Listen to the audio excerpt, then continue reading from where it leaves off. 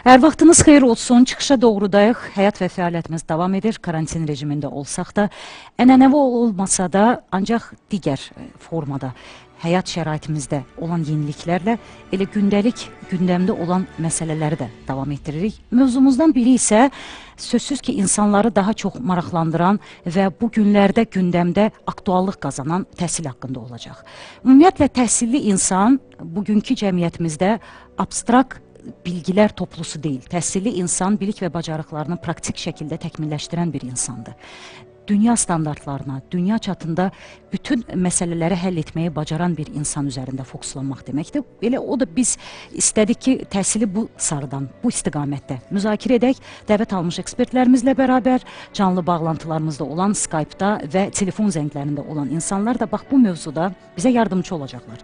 Qonaqlarımız Xəzər Universiteti Humanitar Təhsil və Sosial Elmlər Fakültəsinin dekanı, filologiya elmləri üzrə dosent Elza xanım Səmədova və Azərbaycan Dövlət Pedaqoji Universitetinin Kompüter Elmləri Kafedrasının dosenti İlham Əhmədov. Xoş gəlmişsiniz.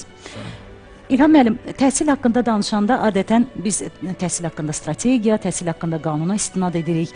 İllər keçir, dəyişir, təkcə indiki dönəmdə əgər karantin rejimində və təkcə bizim cəmiyyətdə deyil, dünyada planetar bir miqyasla baş verən hadisələrə diqqət yetirsək, təhsildə də yeni perspektivlər və yeni müstəvilər ortaya çıxır.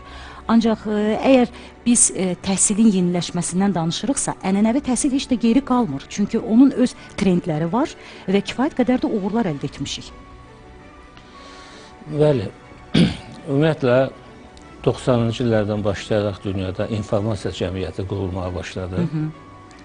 Və 2000-ci illərdə artıq bu biraz inkişaf elədi, innovasiya cəmiyyəti kimi adlamağa başladı və 2000-ci ildən bu üzə müxtəlif ölkələrdə innovasiyalar sürətlə yarandı, müxtəlif sahələrdə tətbiq edildi və son illərdə artıq deməli 4-cü sənaye inqilabı, rəqəmsal iqtisadiyyat bu istiqamətdə və çox sürətli inkişaf edir. Və təhsil də ənənəvi olaraq cəmiyyət üçün insan kapitalı yetişdirir və cəmiyyətin də məqsədi olmalıdır ki, sürətlə dəyişən iqtisadiyyata, sürətlə dəyişən dünyaya, mühitə potensiallı, qabiliyyətli və həmən o ritmə adaptasiya eləyə bilən və o ritmlə dünyanı inkişaf etdirə bilən insanlar yetişdirməlidir. Və təhsil əslində qabaqlayıcı olmalıdır. Yəni, təhsil dünyanın proqnozlarını bilməlidir, ən azından 5 il sonra nə olacaq dünyada və o tələbə uyğun bu günləri tədris planları, yeni fənlər hazırlamalıdır, o kompetensiyaları tələbələrə öyrətməlidir. Məktəb belə uyğun ali məktəbə abituriyent hazırlamalıdır və s. Və 90-cı illərdən başlayaraq dünya bütün ölkələrində sürətli təhsil islahatları getməyə başladı. 90-cı illərdəki islahatlar deməli, informasiya cəmiyyətinin tələblərinə təhsilin uyğunlaşması, 2000-ci illərdə isə innovasiya cəmiyyətinin tələblərinə təhsilin uyğunlaşması, bu gün isə artıq rəqəmsal iqtisadiyyata təhsilin uyğunlaşması. Biz görürük ki, təhsil paradigması sürətlə dəyişir. Sənaye cəmiyyətində inandırmışsınız ki, 50 ildə paradigma dəyişmirdi. Elə iqtisadiyyat da çox zəif templərlə yenilənirdi. Amma son 30 ilin ərzində dünyanın inkişaf tempi xeyli yüksəlibdir. Başqa sahələrdə də islahatlar gedir, təhsildə də gedir. Amma təhsil digər sahələrlə müqayisədə çox böyük bir əhatəli bir kütləyə malikdir. Təsəvvür edin, ölkə əhalisinin hər bir ölkədə 50%-dən çoxsu təhsilə bu və digər formada əlaqəli insanlardır. Məktəblidir, tələbədir, valideyndir, müəllimdir və s. Və belə bir kütlə olan bir sistemdə islahatlar aparmaq, sürətli islahatlar aparmaq, inqilabı dəyişikliyə aparmaq çətindir. Bir yandan inkişaf tempi tələb edir ki, inqilabı dəyişiklik olsun. Amma mühitin özü tələb edir ki, islahat yolu ilə geçsin. Mən Ümumilli lider Heydər Əliyevin sözünü xatırlayıram burada. O deyirdi ki, təhsildə inqilab ola bilməz, təhsil islahatlar yolu ilə təkmilləşməlidir. Yəni, mərhələli şəkildə əslində baş verməlidir. Amma bu inkişaf digər tərəfdən deməli, universitetlər arasında rəqabət var, ölkələr arasında, təhsil sistemləri arasında rəqabət var və o beynəlxalq inkişafın qoyduğu tempa uyğunlaşmaq tələb olunur. İndi o mənada dünyada belə bir trend gedir. Bizim ölkəmizdə də 99-cu ildən başladı təhsil islahatları aparılmağa 2000-ci illərdə. Və o vaxta qədər artıq bizim təhsil sistemimiz deyək ki, Sovet dönəmində 3 nazirlikdən ibarət idi. Ali və Orta İxtisas Təhsili Nazirliyi, Maarif Nazirliyi və Texniki Peşə Təhsili Komitəsi. Müstəqillik illərində bunların üçü birləşdi, oldu bir nazirlik. Yəni, böyük dövlət deyil, eyni sektorda 3 nazirliyin saxlanılması uyğun deyil. Əslində bilirsiniz necədir? Söhbət yenə də qurumdan və təqdimatda olan hədəflərdən getmir. Söhbət yenə də nəticə əsasında fokuslanmaq məsələsinə gəlir, çıxır. Əgər biz, məsələn, indi ekstremal bir şərait hesab ediriksə indiki dönəmi, onda təhsilin mahiyyətində kosmetik dəyişikliklər olsa da belə vasitələr dəyişir, metodlar dəyişir. Əgər biz son dönəmdə 5G-yə əsaslanan texnologiyalardan, rəqəmsallaşmadan danışırıqsa, təhsilin özündə, təhsil iqtisadiyyatının özünün tətbiqində nə boyda maliyyə bir industriyası anlamı ortaya gəlir. İndi bax, indiki məqamda məsafədən təhsillər, çünki bu çox aktuallaşdı son dönəmlərdə, yəqin ki, elə aktual olduğu qədər də əhəmiyyətli olacaq. Mən hesab edirəm ki, bəli, təhsilimizdə əslində islahatlar gedir davamlı olaraq son illər ərzində. Amma təhsilimizin bugün üzləşdiyi uzaqdan təhsil məsələsinə, yəni bu sistemə hazır olmadığını düşünürəm. Yəni biz bir anda sanki başlamaq məcburiyyətində qaldıq. Yəni uzun bir hazırlıq prosesindən keçərək... Elzan xanım, məsafədən təhsil var idi Azərbaycan təhsil sistemində? Məsafədən təhsil... 2000, səhv eləmirəmsə 11-ci ildən. Artıq məsafədən təhsil, distant təhsilinin tətbiqi təhsilimizdə mümkün idi. Hətta 2014-cü ildə qiyabi təhsilin ləğv olunması və distant təhsillə əvəz olunması proqramında həyata keçirilmişdir. Ola bilər ki, biz müəyyən mənada, müəyyən sənədlərlə, müəyyən qanunvericiliklərlə bu prosesə başlamışıq. Amma real olaraq universitetlərimizə baxdığımızda, ali məktəblər xaricində, orta məktəblərə baxdığımızda, bütünlükdə bugün qarşılaşdığımız, yəni bu pandemiya şəraitində uzaqdan, məsafədən təhsil verməyə tam olaraq hazır deyildik. Bəli, müəyyən ali məktəblərin təcrübələri var idi. Bunlardan biri də bizim, yəni mənim işlədiyim durum idi ki... Nə hazır deyil? Cəmiyyət hazır deyil, yoxsa... Siz həm cəmiyyət hazır deyildi. Burada müxtəlif aspektlər var. Bir, psixolojik aspektlərdir. Yəni, tamamən evə qapanaraq, uzaqdan, əyani təhsildən birbaşa məsafədən təhsilə keçmək üçün. Bəli, Azərbaycanda gəlin etiraf edək ki, bugün uzaqdan təhsili, məsafədən təhsili tam olaraq, yəni dünya standartında apara bilən, mən hesab edirəm ki, elə bir ali məktəblərimiz tam olaraq yoxdur. Yəni, əlbəttə, burada bilirsiniz, məsafədən təhsil anlayışı sadəcə, bəli, mən evimdə oturaraq tələbələrimlə müəyyən bir platforma üzərindən oturaraq tələbələrimi görürəm, mühazirəmi keçirəm.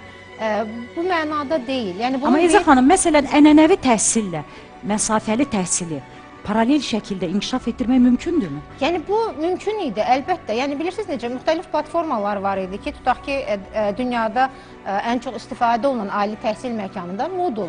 Yəni, biz və digər ali məktəblər də müəyyən dərəcədə əyani təhsillə paralel, deyək ki, Moodle platformasından istifadə edərək təhsildə İKT-nin, yəni tətbiqinə şərait yaradırdı. Yəni, tələbələrlə görüşmək, dərs materiallarının keçirilməsi, imtahanların təşkili, qiymətləndirmə və s. kimi məsələlər. Amma bu, bütün cəmiyyəti əhatə edəcək bir şəkildə deyildi. Sözsüz ki, burada psixoloji aspektlər var. Biz orta məktəb şagirdini sadəcə ibtidai təhsili, distant təhsilə yönəldə bilmərik. Çünki burada sosiallaşma var, adaptasiya var, cəmiyyətə çıxış var. İnsan əgər bu mərhələdə bu adaptasiya hissəsini keçirsə, o onlayn şəkildə təhsilə heç cür. Ancaq təhsil alan insan təkcə bu statusda olan insanlar deyil axı.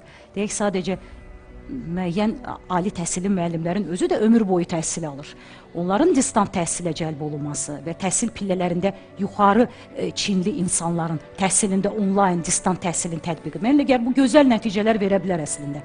Bax, bizim bir yanaşmamız oldu, Çıxışa Doğru proqramı özü də çalışdı ki, görək ümumiyyətlə reallıqda bununla bağlı məşğul olan insanlardan kimisə cəlb eləyək proqramımıza və kiçik bir reportaj şəklində, süjet şəklində hazırladıq. Bakı Mühəndislik Universitetinin tələbəsi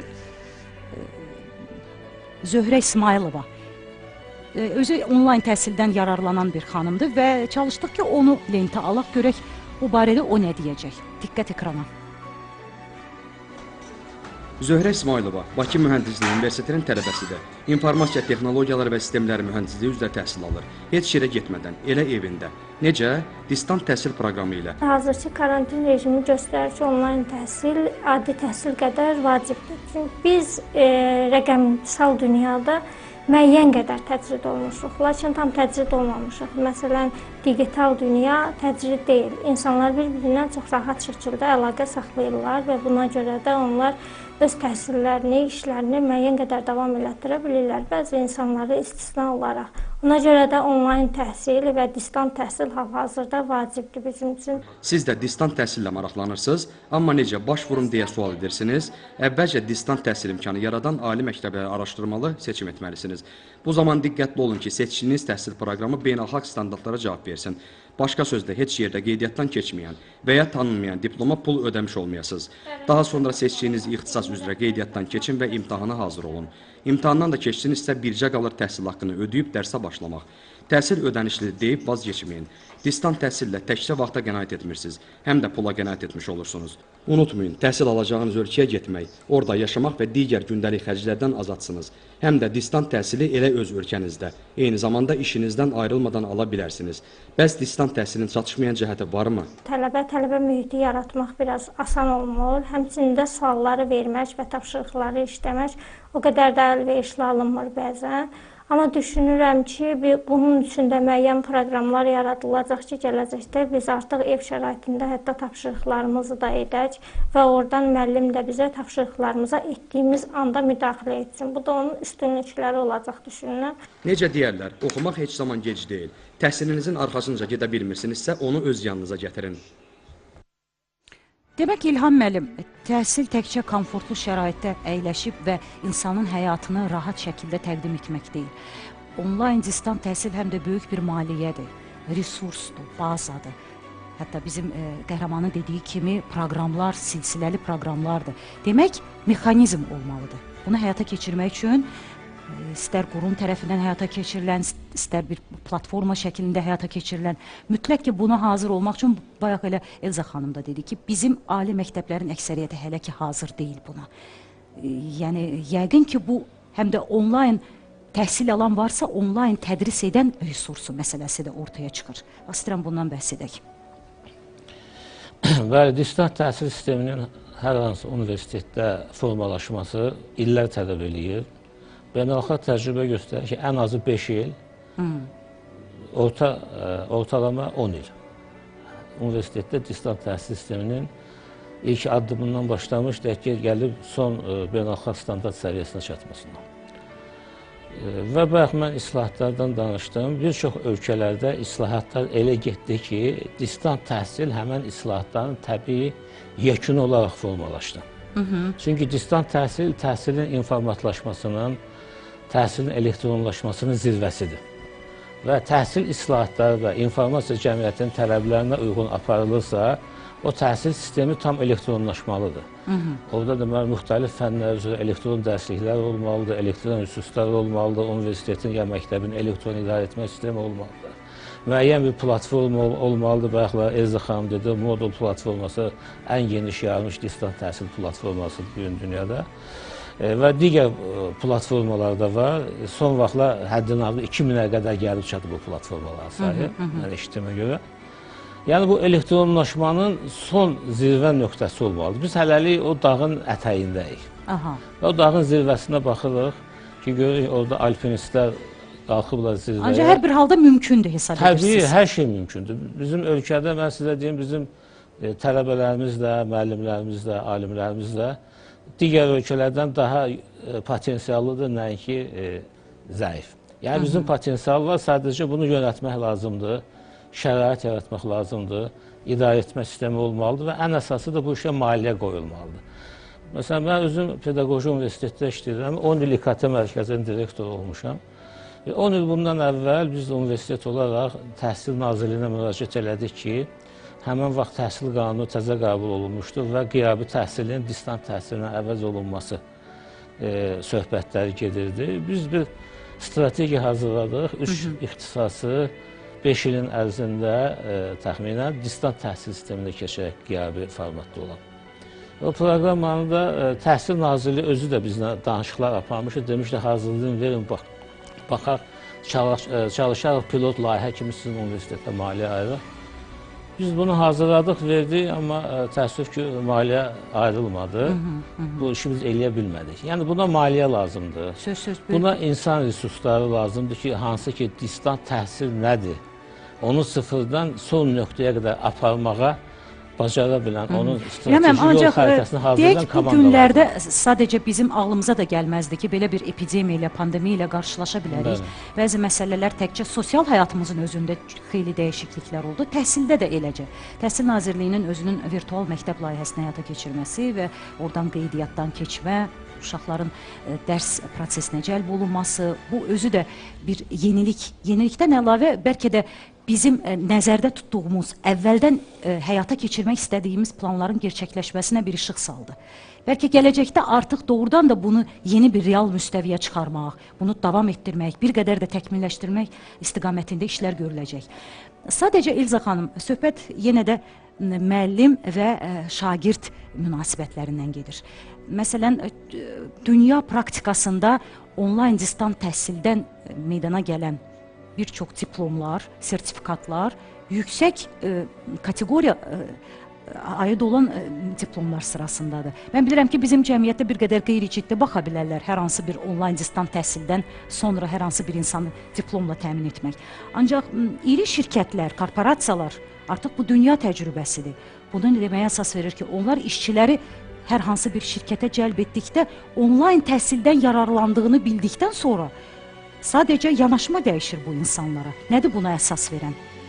Yəni, təhsilin keyfiyyəti məsələsi burada əlbəttə birinci növbədə ön plana çıxır və əlbəttə ki, sizin istifadə etdiyiniz o təhsil platformasının imkanları ilə yanaşı, burada ön plana çıxan əsas məqamlardan biri müəllimdir. Yəni, bilirsiniz ki, belə bir ifadə var ki, təhsilin keyfiyyəti müəllimin keyfiyyətindən yüksək ola bilməz. Yəni, bu artıq bütün dünya bu fikir üzərində, bu ideya üzərində birləşir.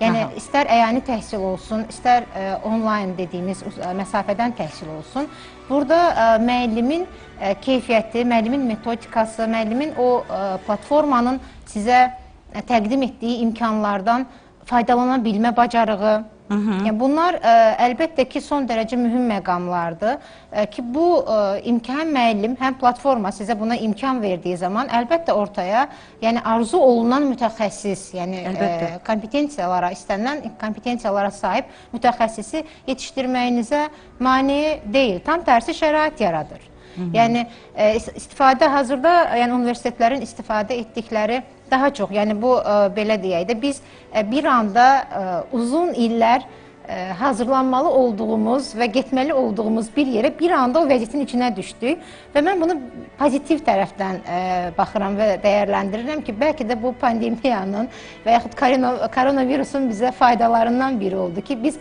məsafədən təhsilə başlamış olduq, məcburiyyət qarşısında qaldıq, amma əgər son günlərdə sosial şəbəkələrin istifadəçiləri olanlar bilirlər ki, müəllimlər davamlı olaraq bu uğurlarını paylaşırlar. Yəni, məktəbə qədər təhsildən başlayaraq təhsilin ən yüksək səviyyəsinə qədər, pilləsinə qədər müəllimlər həvəslə, tələbələr həvəslə, şagirdlər həvəslə. Bir qədər problemli olsa da, bəli, qoşulublar. Çünki yükləmələr olur, internet zəif olan şəraitdə bir qədər görürsən, əsəb gərginliyi keçirən müəllimlərimiz də olur. Sadəcə biz anlayırıq. Çünki məsafədən təhsilin özünün də bəzi məqamlarda həssaslıq nümayiş elətdirmək lazımdır. Bu, əsəb gərginliyinə qədər gətirib çıxara bilər. Ancaq xaricdə təhsil alan bizim Azərbaycanlı tələbələr var ki, onlar elə bu pandemiya dönəminə düşdülər İlham müəllim və məcbur oldular ki, mart ayında Novruz bayramı ilə bağlı öz ölkələrinə, ailələrinin, doğmalarının yanına gəldilər istirahətə və sadəcə bu duruma görə qayıtmaq imkanları olmadı. Elə ölkədə vətənin özündə qaldılar. Budapeştdə təhsil alan, Budapeşt Texnologiya və İqtisadiyyat Universitetinin tələbəsi Kamal Salahov bizimlə indi canlı bağlantıdadır. Kamal Bakıdadır. Hər vaxtın xeyir olsun Kamal. Hər vaxtınız xeyir. Mən bilirəm ki, Bizim onlayn təhsil, distant təhsil, məsafədən təhsil sənin üçün yenilik deyil. Çünki siz bunu artıq tətbiq edirsiniz. Və ümumiyyətlə, indi əgər təhsil davam etmirsə, mən bilirəm ki, orada da karantin rejimidir, vətəndə də karantin rejimidir. Hansı mexanizm işlənib hazırlana bilər ki, siz təhsilinizi davam etdirəsiniz? Hətta mən bildiyimə görə sizin imtahanlarınız da var. Bəli, yəni dünyada olan pandemiyaya görə Azərbaycanda olduğu kimi bizdə də artıq distant təhsilə keçid oldu. Bu xəbər yayılandan sonra müəllimlərə ardışıq bir həftə vaxt verildi ki, təhsil sistemini artıq onlayn təhsilə yararlı şəkildə çevirsinlər. Ona görə bəzi dərslərin tamamlamaq üçün olan tələbatı dəyişildi. Məsəl üçün imtahanlar əvəzinə proyektlər qiymət yazılacaq ki, hansı ki, biz hazırlayıb işləyək sistemə belə daha əlverişli olacaq. Aha, Kamal, bax sən öz... Həmçinin dərslərimiz də davam edir. Mühazirələr onlayn şəkildə bizə təqdim olunur müəllimlər tərəfindən. Hətta bəzi praktiki dərsləri də onlayn şəkildə eləmək mümkündür. Demək ki, Kamal, çox üzr istəyirəm. İmtahanlarımız da olur. İmtahanlarınız olur. Kamal, bax sən özün bir məsafədən təhsildən yararlanan bir gənc kimi necə hesab edirsən? Sənin təcrübən nə deyir? Bunu ümumiyyətlə gələcəkdə bir qədər də təkmilləşdirmək vacibdirmi, əhəmiyyətlidirmi? Məncə, əgər bundan yaxşı yararlana bilsə, əslində çox gözəl sistemdir. Çünki belə deyim də, məsafələri qısaltmağa kömək edir bizə. Çox rahatdır, yəni evini tərk eləmədən istədiyin təhsil ala bilərsən. Məsəl üçün, elə insanlar var ki, onların səhhəti onlara fürsət vermir ki, gedib təhsil ala bilsinlər. Onlar üçün çox yararlı olar. Amma bu hələ yeni bir sistem olduğu üçün inkişaf edilməlidir. Çünki bu sistemdən sui-istifadə eləmək çox rahatdır. Texnologiyanın yenilikləri Dərsləri sözsüz falan ki, keçmək üçün. öz müsbət və mənfi tərəfləri ilə həmişə sürprizlər bəxş edir. Təşəkkür edirəm Kamal, uğurlar arzu edirəm və ümidvarıq ki, sən qayıdıb təhsilini davam etdirəcəksən və elə oradan da onlayn təhsilin artıq sənin həyatında tətbiq olunmasının hansı dönəmdən başladığı sənin heç vaxt xatirindən silinməyəcək. Çünki bir var, əgər biz təhsildə islahatlardan danışırıqsa, yeniliklərin tətbiqi sadəcə bax, belə bir şəraitdə, ekstremal şəraitdə üzə çıxırsa, Elza xan, bu insanın xatirindən heç vaxt çıxmır. Bəlkə də elə bu bir şansdır. Siz bayaq dediniz, doğrudan da bir şans qazandıq ki, bax, belə məsələlər qabarır, önə çıxır və reallaşır, öz real həllini tapır. Siz müəllimsiz. Biz hər dəfə təcrübə onlayn distant təhsildən tələbə, müəllim, şagird münasibətlərinə və onlar üçün təcrübə nə deyir sualı ilə müraciət etdikdə, sözsüz ki, tələbə öz komfortundan, az bir məsafəni qət etməyərək evdə oturub təhsil almaq, heç yana çıxmamaq, pul xərcləməmək, bunu önə çəkəcək. Bəs müəllim kimi sizin yanaşmanız, yəni distant təhsillə ənənəvi təhsili müqayisəli şəkildə bir təhlil aparsaq? Yəni, müəllim olaraq hesab edirəm ki, təlim prosesinin keyfiyyətini ən yaxşı müəyyən edən şey tələbənin öyrənməsi ilə, daha doğrusu öyrənənin öyrənmə prosesi ilə əks əlaqə qura bilməkdir. İstər əyani təhsildə olsun, yəni üz-üzə təhsildə olsun, istərsə uzaqdan təhsildə, məsafədən təhsildə olsun. Əgər siz tələbənin öyrənməsi ilə hansı dərəcədə, hansı səviyyədə, necə öyrəndiyi ilə bir əks əlaqə qura bilirsinizsə ki, buna bu feedback sözü çox yayılıb, bu əks əlaqə əslində bunu nəzərdə tuturam. O zaman müəyyən qədər həmin keyfiyyəti uzaqdan təhsildə də təmin etmək olur. Amma Kamalın qeyd elədiyi bir məqam həqiqətən bu son dərəcə vacib bir məsələdir ki, sui-istifadə halları ola bilər. Yəni, xüsusilə imtahanlar... Nədir o sui-istifadə halları? Yəni, məsələn, siz deyək ki, dərsinizi 90 dəqiqə və ya 1 saat hansısa bir müddət ərzində dərs keçirsiniz. Yəni, qarşı tərəfdəki öyrənənin məsuliyyəti, yəni öz öyrənməsinə daşıdığı məsuliyyət hər şeyi həll edir əslində burada. Bu əyanidə də belədir, amma əyani təhsildə... Bu məsuliyyət onsuz da sonda imtahanda sözünü deyəcək. Yəni, bilirsiniz, hər şey imtahan, biz, bilirsiniz, prosesin ölçülməsi, prosesin qiymətləndirilməsi nəticənin qiymətləndirilməsindən daha mühümdür, hesab edirəm. Yəni, bir summativ qiymətləndirmə var və formativ qiymətləndirmə. O prosesin qiymətləndirilməsində, o prosesdə siz həqiqətən şagird şagirdin və tələbənin, öyrənənin zaman içərisində hansı səviyyəyə gəldiyini müəyyən edə bilirsiniz və o əks əlaqəni qurduqdan sonra ona dönmə, onun eksiklərini tamamlama imkanınız var. Amma nəticəni, summativi qiymətləndirmədən sonra artıq belə deyək, geri dönüş imkanımızı qaçırmış oluruq. Demək ki, təhsildə əslində o uğurlu nəticəyə gedən yolun, prosesin özü önəmlidir. Son Nəinki dərəcə. nəticə. Əlbəttə. Yəni mən belə hesab edirəm ki, o formativ qiymətləndirmə və o proses son dərəcə vacibdir. Bəli, istifadə etdiyiniz platformalar sizə buna imkan verir. Amma siz tapşırıqları verdiyiniz zaman qarşınızdakı öyrənənin buna sui-istifadə nə dərəcədə məsuliyyətlə yanaşaraq buna qoşulduğunu, bunu sizə tapşırığı geri göndərdiyini əmin ola bilmirsiniz müəllim Facebook olaraq. üzərindən, sosial şəbəkələr üzərindən müxtəlif cür təhsillə, xüsusilə də onlayn təhsillə bağlı platformalar təqdim olunur. Əməkdar müəllim Almaz Həsrət mənim diqqətimi çəkdi, çünki maraqlı bir layihə təqdim elədi. Virtual məktəb üçün virtual müəllim. Bəlkə də bu bəzi problemlərin çözülməsində bir işıq sala bilər. Almaz xanım artıq bizimlə canlı bağlantıdadır. Hər vaxtınız xeyir olsun Almaz xanım. Salam, xoş gördük hamınızı. Almaz xanım, bax sizin təqdimatda... Aha. Təşəkkür edirik. Bax sizin təqdimatda onlayn məktəb üçün onlayn müəllim. Bunu deyərəkdən nəyin mahiyyətinə gətirib çıxara bilərik? Bu təhsilin hansı mərhələsinə təqdim oluna bilər və nəyə köməkçi ola bilər, yardımcı ola bilər? Öz fikirlərimi səsləndirməmişdən öncə orada əyləşən ekspertlərin hər ikisinə xüsusən salamımı çatdırıram və daha çox təşəkkürümü bildirmək istəyirəm İlham müəllimə. Çünki o illər öncə, artıq 15 ilə yaxındır ki, o insan Azərbaycanda distant təhsilin keçirilməsinə dair geniş məzmunu bizim necə deyilə, hazır məhsul şəkildə bizə ötürübdür və onun əsərlərinə, məqalələrinə, onun fikirlərinə istinad edərək biz daha çox motivasiya əldə etmişik. Demək ki, distant təhsillə bağlı 2006-cı ildən bəlkə məlumatınız var, İlham müəllim, Elza xanım, ki, Çaşıoğlu tərəfindən elektron resurslar hazırlanmağa başlandı. Bu elektron resurslardan mən öz tərəfimdən yığdım 2006-cı ildən öz ixtisasıma uyğun olan elektron resurslar idi Çaşıoğlu tərəfindən. Bunlar disklərdə idi və disk şəkildə olmaqla bərabər digər daşıyıcı vasitələr olan flash kartlarda da var idi. Bunlar doğru Təhsil Nazirliyi tərəfindən reallaşdırılan bir layihə idi, hələ 2006-cı ildən başlanmışdı. Bu dərsləri biz keçəndə orta məktəbdə adi internet məkanı olmadan istifadə edə bilirdik. Sonra məlum oldu ki, digər bölgələrimiz də bu məlumatları əldə etmək istəyirlər. Çünki bu elektron vasitələrdə, disklərdə nəinki məzmun, hətta video görüntülər var idi, kiçik animasiyalar var idi, çox böyük zəhmət çəkilmişdi və çox yüksək təcrübəli heyət tərəfindən hazırlanmış bir disklər idi. Hər fənlər üzrə hazırlanmışdı.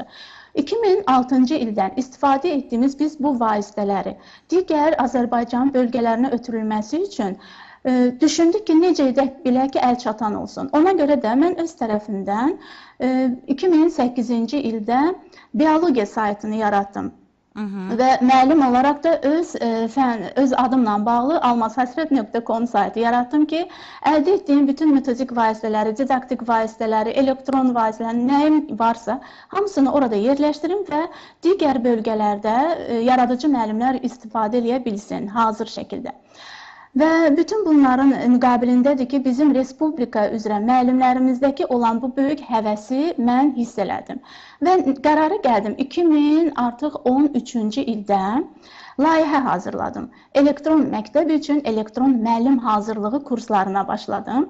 Və təəssüflər olsun ki, bu layihəni mən Azərbaycan Respublikasında müsabiqəyə təqdim eləmişdim. Və o dövrlər ola bilsin ki, tələb olunmadığı üçün bu müsabiqədən keçirilmədi. Təhsil institutuna yönəldim. Təhsil institutu bu layihəmi qəbul elədi və müəllimlərə bu kursun keçirilməsini çox üzr istəyirəm. Bizim bağlantıda digər insanlar da var, zənglər qəbul etmək istəyirik. Sadəcə, bax, indiki dönəmdə, reallıqda, yəni siz onlayn məktəb üçün onlayn müəllim, bax, bu layihəni gerçəkləşdirməkdə məqsədiniz, hədəfiniz mənə maraqlıdır. Yəni, yəqin ki, sizin qarşıda gördüyünüz işlərin davamı olaraq. Bəli, və bu ondan ibarət oldu ki, həqiqətən hazırki durumda, mövcud vəziyyətdə distant təhsili apara biləcək çox gözəl müəllim heyəti formalaşıbdır. Bu müəllim heyəti artıq bütün respublika üzrə səpələnibdir. Mən bir neçə nəfərin adlarını qeyd eləmək istəyərdim, çünki onlar bizi izləyirlər, qoy bilsinlər ki, Qazaxdır, Samuxdur, Yardımlıdır, Şəmkirdir, Kürdəmirdən, Qaxdan, Gəncədən, Tovuzdan, İsmayılıdan olan çox dəyərli ziyalı müəllimlərimiz var ki, artıq distant təhsili keçməyə tam hazır olan müəllimlərdir. Distant təhsil deyəndə nə deməkdir? Distant təhsil yalnız onlayn mühitdə, internet məkanda dərsin keçirilməsidir. Lakin bu dərsin keçirilməsi üçün elektron vasitələr hazırlanmalıdır. Elektron qiymətləndirilmələr olmalıdır. Elektron məzmun olmalıdır, yerləşdirmə. Bütün bunların hamısını bizim müəllimlər bacarır. Var o heyət. Söz, əlbəttə. Təşəkkür edirəm Almaz xanım və sözsüz sizin kimi əməkdar müəllimlərimizin olması cəmiyyətdə bir daha onu deməyə əsas verir ki, Azərbaycan cəmiyyətində təhsilin qurulması, təhsildəki islahatlar və Azərbaycan müəlliminə verilən qiymət, yəni biz belə karantin, ekstremal şəraitlərdə də yenilikləri təqdim etməyə qadir bir müəllimlər ordusuna malikik. Ona görə də bu hallar əslində sevindirir və bizim Skype bağlantımızda növbəti bir Almaniyadan zəngimiz var. Toğrul Hüseynli. Toğrul bizi eşidirsə, Toğrul hər vaxtın xeyir olsun. Hər vaxtınız xeyir, Nadə xanım. Mən bilirəm, karantin rejimindəsiz, bu haqda dəfələrlə bizim bağlantılarımızda xarici ölkələrdə yaşayan həmvətənlərimiz bu haqda danışırlar, karantinin ciddiliyindən və günü-gündən qaydaların bir qədər də sərtləşdirilməsindən. Sadəcə bir yaradıcı insan kimi, Toğrul bilirəm ki, onlayn distant təhsildən yararlanaraq bunu yaradıcılığında da tətbiq edir. Almaniyada bu istiqamətdə sizin üçün yenilikdirmi, yoxsa bu elə siz davam elətdirəcəksiniz bu formada? Sözün düzü bildiyiniz kimi Almaniyada artıq 3 həftədir ki, karantin rejimi tətbiq olunub və mənim çalışdığım Köln Ali Musiqi Məktəbində və Brühl şəhər İncəsənət və Musiqi Məktəbində də dərslər tam olaraq dayandırılıb, yəni binaya giriş-çıxış qadağandır. Almaniyada digər Avropa ölkələrinə nisbətən küçəyə çıxmaq qadağası hələ ki yoxdur. Sadəcə kontakt, yəni belə deyək, bir çox insanların bir qrup halında görüşməsinə qadağa var. Və ona görə də bütün dərslər də artıq, belə deyək, aprel ayının 19-na kimi dayandırılıb. Mən bu müddət ərzində də öz tələbələrimlə və şagirdlərimlə Skype vasitəsilə dərslər keçirəm. Və bu təbii ki, bizim məktəb və universitetimizdən, belə deyək, insanlara sadəcə məsləhət görülüb. Yəni, vacib bir faktor kimi hələ ki, belə deyək, məsləhət görülüb sadəcə. Və mən ümid edirəm ki, bu karantin rejimi tez bir zamanda bitəcək. Çünki mən Skype vasitəsilə dərs keçməyi çox sevirəm. Ancaq təbii ki, bizim dərslərimiz fərdi şəkildə keçirilir və biz çalışırıq ki, daha çox birəbir dərslərə üstünlük verək. Bizim sahədə, xüsusən fortepiano sahəsində müəllimin şagirdlə olan kontaktı çox önəmlidir. Elədir. Təşəkkür edirəm Toğrul. Vacib məqamda əslində, çünki bütün sahələrdə təhsili nəzərə alsaq, İlham müəllim, yaradıcı insanlar olsun, istər dəqiq elmlər, qeyri-dəqiq elmlər, bütün bunlarda insanların bu işə cəlb olunması və təhsil alması bir qədər real görünməyə bilər. Ancaq reallıqlar var ki, olmazmı biz bunu sadəcə bu mexanizmi qanun şəklində deyil də yardımcı bir vasitəyə çevirək? Hər hansı bir müəllim var ki, məsələn, dəfələrlə şahidi olmuşuq. Öz proqramı, yəni Təhsil Nazirliyinin təsdiq etmiş proqramı əsasında keçdiyi dərslərdən əlavə özünü təşkil etdiyi bir fərdi proqramı. Yəni distant məsafədən təhsili biz bax burada istifadə edək. Necə bilirsiniz İlham müəllim, nəticə verə bilərmi?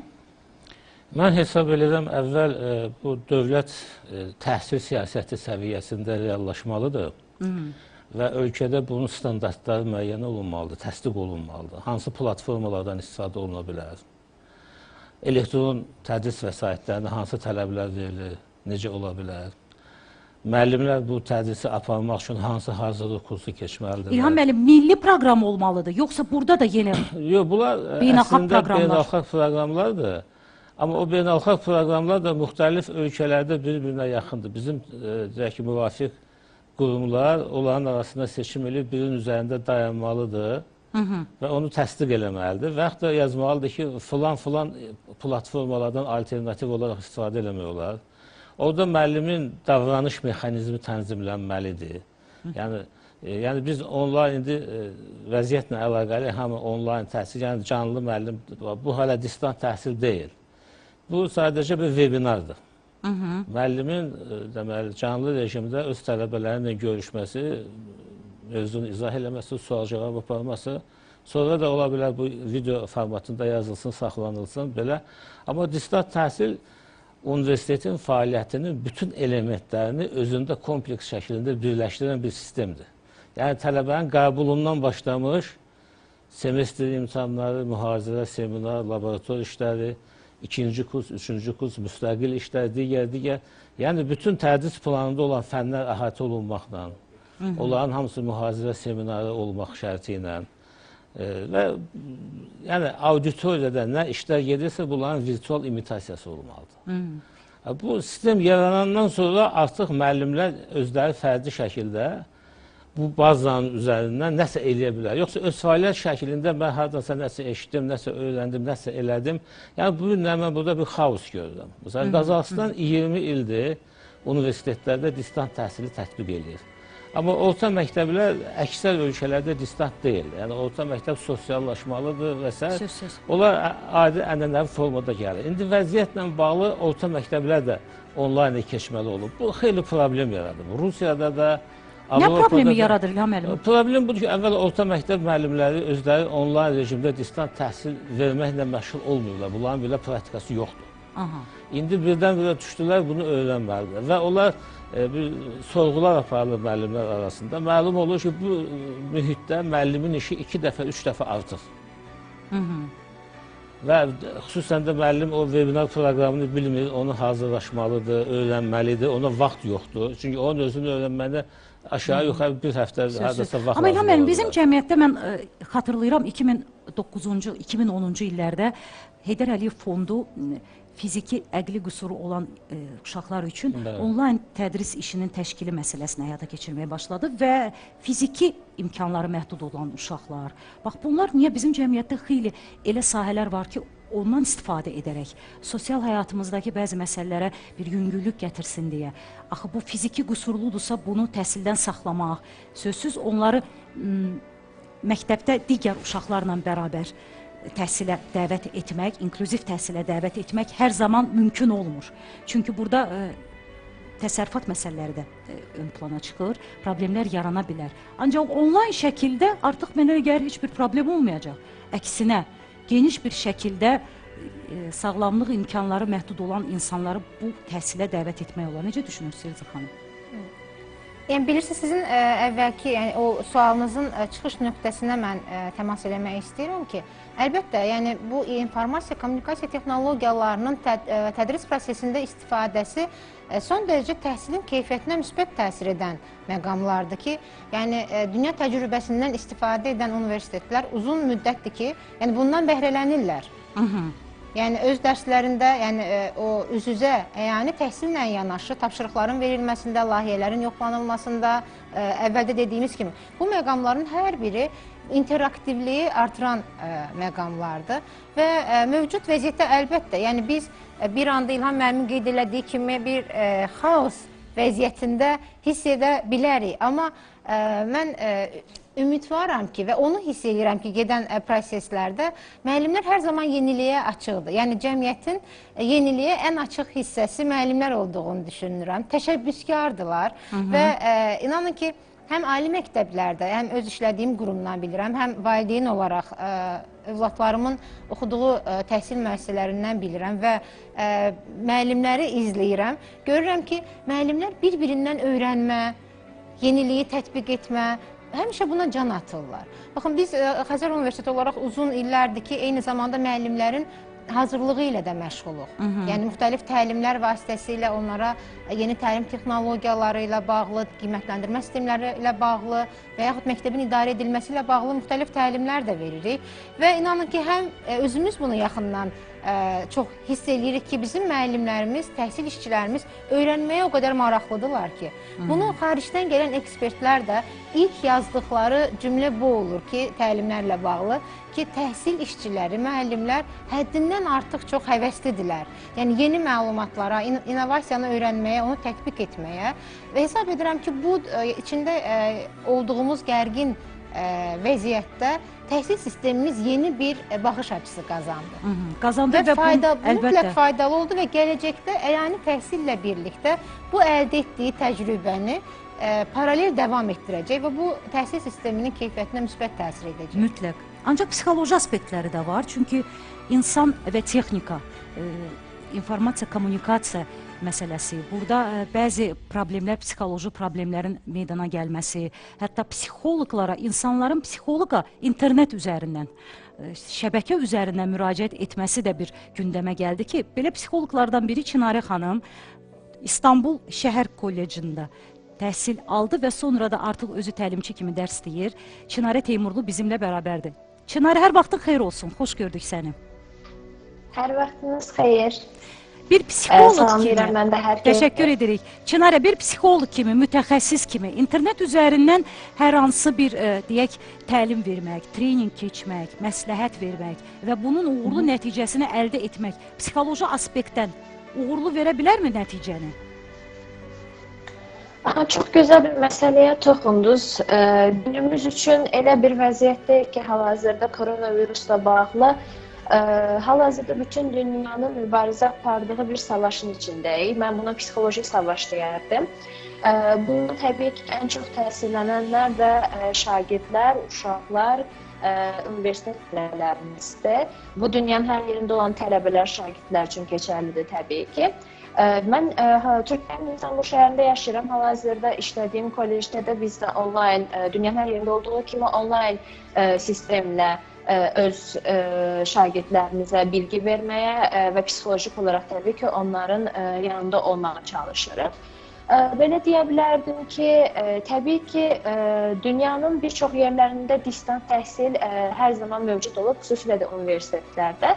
Amma orta məktəblər üçün qeyd eləsək, orta məktəblər üçün çox ölkələrdə, çox şəhərlərdə və Azərbaycan üçün də qeyd edə bilərik ki, bu bir ilkdir. Buna görə də uşaqların buna öyrəşməyə adaptasiyası, eyni şəhərdə İstanbul şəhəri üçün də danışıram. Uşaqların buna öyrəşməyə adaptasiyası əlbəttə ki, çətinliklər yaradır. Heç kim, yəni biz burada hal-hazırda deyə bilmərik ki, əyani təhsillə, onlayn təhsil və yaxud əyani olaraq onlara kömək elədiyimiz psixoloji yardımla onlayn edə bildiyimiz psixoloji yardımlar eyni nəticəni verir desək, yanılarıq əlbəttə ki. Çünki əyani olan heç bir şeyi onlayn olaraq əvəz edə bilmərik.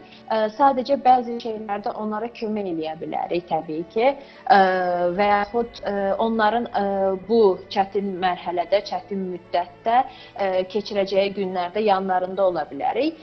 İstanbul şəhərində bizdə də kollecimizdə belə bir qərar hətta qəbul olundu ki, təbii ki, uşaqlar dərslərə qoşulacaqlar, psixolojik olaraq, psixoloqlar olaraq biz də onların yanında olacaq bu mərhələdə.